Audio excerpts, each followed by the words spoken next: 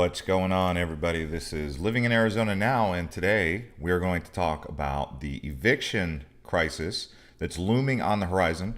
You can see this coyote here. This is a really healthy looking coyote that we saw on the golf course while we were out there. You can see he's kind of, I was kind of like, hey, what are you doing there? And he wasn't like scared, but he knew his boundary anyway. But these are very common to see across Arizona. It's funny because the lady had small dogs and it looks like she was feeding the coyote, which a lot of people would recommend not doing. Anyway, we are going to talk about the eviction situation, the eviction memorandum that was passed that's kind of fading. The Supreme Court kind of shot it down, and how that affects Arizona and how this could potentially be the Trojan horse for the housing crisis in Arizona, because if they actually do stop the eviction memorandum and basically say, hey, you guys got to pay up, what's going to happen to those people who are delinquent or those people who basically don't have the money to pay that? So we're going to talk about that. We're also going to look at some numbers. So thank you to everyone who's already hitting the like button. You guys can hear me loud and clear. Please let me know in the comments, because we had an issue on the last one. I assume everyone can hear me, because last time people were saying, hey, they couldn't hear me. This is an abandoned mine out there in northern Phoenix. Anyway, let's talk about this. So you could see right here, we posed the question, what do you think is the biggest threat to the housing market stability in Phoenix Metro? Evictions, inflation? A lot of people were saying it's a mixture of both. I did go on to Arizona Central. I paid for the membership. It's only $8.99 per year. It's probably the best publication in Arizona for getting information, but Arizona eviction filings are climbing to pre-pandemic levels. Is the system broken? Housing advocates are demanding change.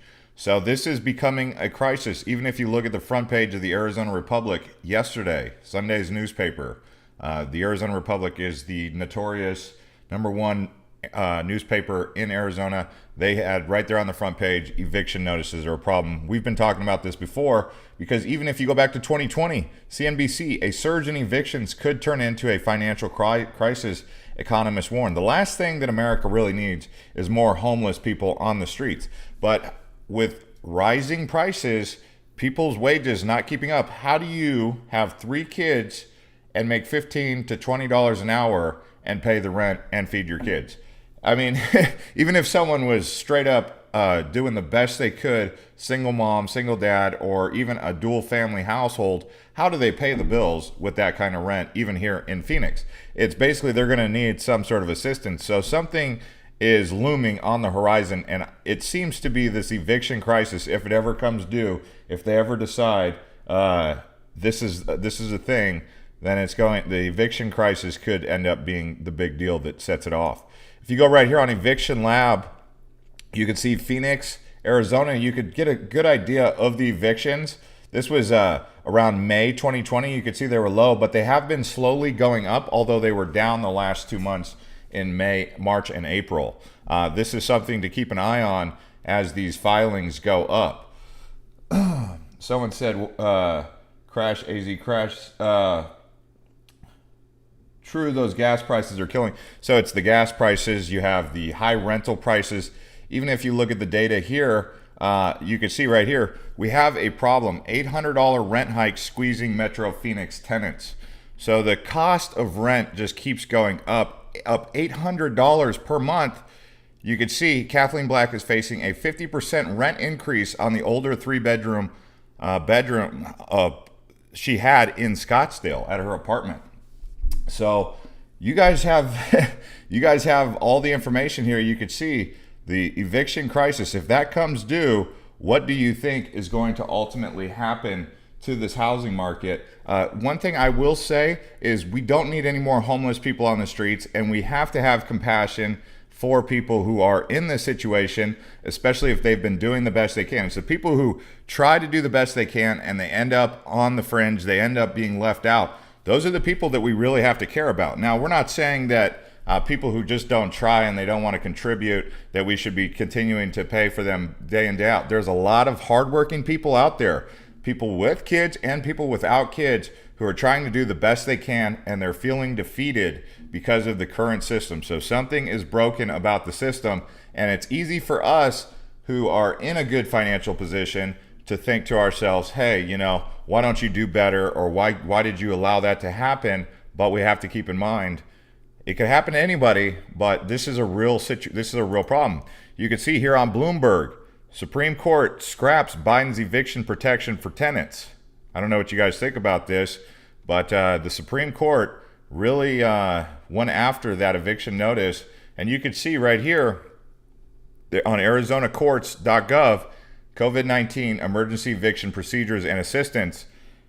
On January 2022, they signed the administrative order number 2022-14 that outlines the procedures that are applicable to eviction actions governed by Arizona revised statutes. So what do you guys think about this situation with these laws and the federal guidance and the Arizona state guidance? Do you guys think that they should continue to postpone the evictions, or should they make them basically say, hey, time to pay up, even if that means adding more homeless people to our society, to the streets? I personally think that there's going to have to be some action taken because to protect the people in the rentals. But one of the big things that I think was revealed throughout all of this, even some of the people who were involved, the lockdowns really did a lot of bad things to our society. I think this is kind of coming out, especially more and more recently, where it was like the lockdowns were just not a good idea.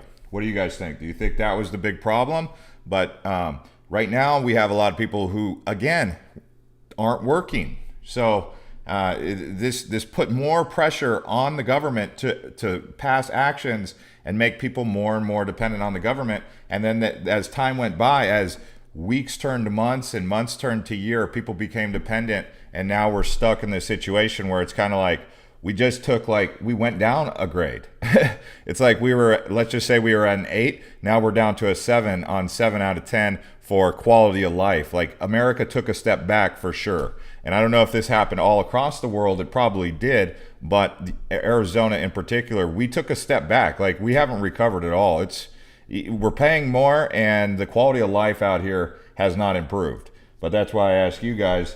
Nat Rue says Arizona's non-judicial state for foreclosure. They don't care. And says City of Phoenix is a really well-run city.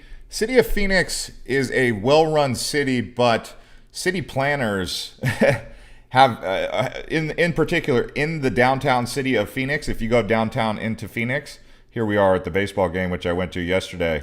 But if you go actually into downtown Phoenix, they have a hard time like keeping businesses with the lights on. I mean, if I showed you downtown Phoenix yesterday, or any time I've shown you, every time I've been going down there for the last few years, there's always this revolving door of places opening and closing in downtown Phoenix, and they can't seem to keep the businesses there. Even Hooters, which, no matter how you feel about Hooters, they were there for 33 years in downtown Phoenix. They have a sign now that says they've went out of business. The restaurant that was right next to in the Arizona Center, right next to Hooters, also went out of business. So downtown Phoenix, it's got problems. They haven't properly managed how to zone it and how to manage the development of downtown Phoenix.